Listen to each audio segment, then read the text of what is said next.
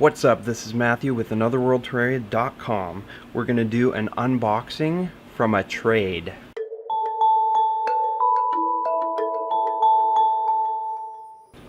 So a buddy of mine saw some really cool liverwort that I posted on social media, and then we got to messaging. We were just going to trade one thing, and then we ended up coming up with like a whole list of stuff, and we were sending each other bonus items and whatnot. So I'm just going to open this up.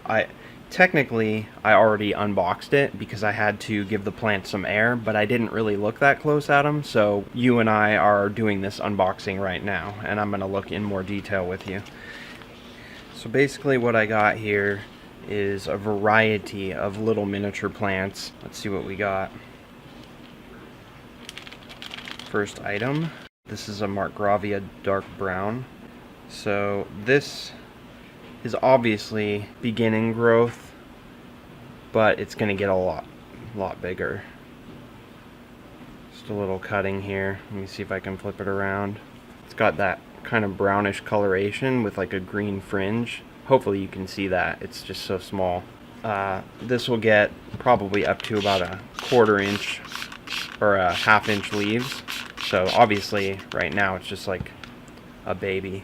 Just to give you a little bit of information about Marcgravia and a lot of climbing plants, including some ferns that are epiphytic and vining, is when a plant has young leaves like this that look different than the growth of the adult plant, typically on a climbing plant like a Marcgravia, the young leaves like this, foliage, it's called bathyphylls, and when the growth goes up the tree and then it becomes mature and then it growth that comes off of the tree horizontally and starts vining, that growth typically looks different, and those are called acrophylls.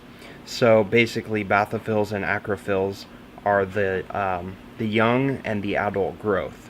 Just a little bit of information so you can learn about some plants. I like to share that info, and so not only are we unboxing, but we're learning things and getting excited about plants. Next item, oh yeah, so this is Pleurothallis dressleri, which is an extremely small, probably one of the smallest orchid species in the world. This is why I have tweezers. I always talk about tweezers. I have tweezers everywhere because I'm working with tiny plants all the time. Anyway, so he gave me a couple little cuttings of Pleurothallis dressleri. Flip it over so you can see the foliage. It's really beautiful even though it's small. It's got little kind of like brownish maroon edges and veining and stuff. It's just a really pretty plant. But the cool thing about this orchid, aside from how small it is it gets gigantic flowers. It gets flowers that are like over a 1/4 inch across, so it's really huge for the size of the plant. So anyway, this is a good one. This one likes to grow really humid and wet, and does good in like mossy, kind of humid closed terrariums and jars and stuff like that. Alright, so this is Crepidomanes malabaricum, I think is pronounced. Anyway, this is one that a lot of people grow in it's a filmy fern that people grow in aquaria. Filmy ferns and stuff like that are tricky because they dry out really fast. So alright, I'm bringing them up for you.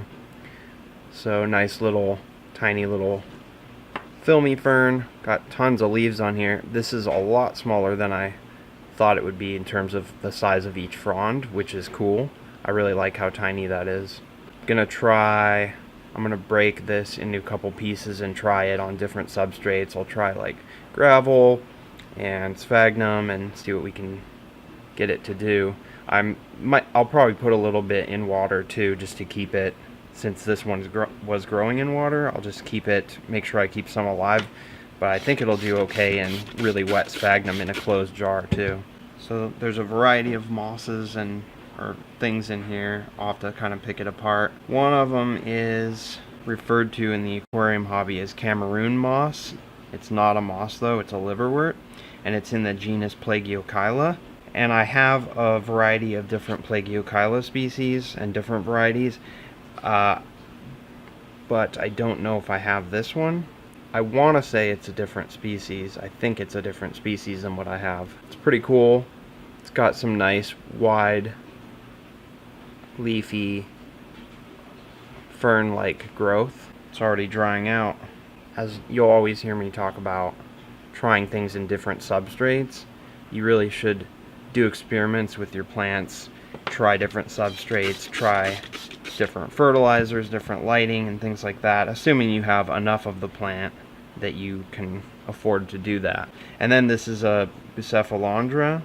It's a little mini Bucephalandra that he sent pieces of. We'll see. I think it was miniature arrowhead or something like that is what he called it. It's a dark, very dark, almost a black. That's really cool. I don't have any Bucephalandra that have leaves that dark. Very nice. Beautiful plant.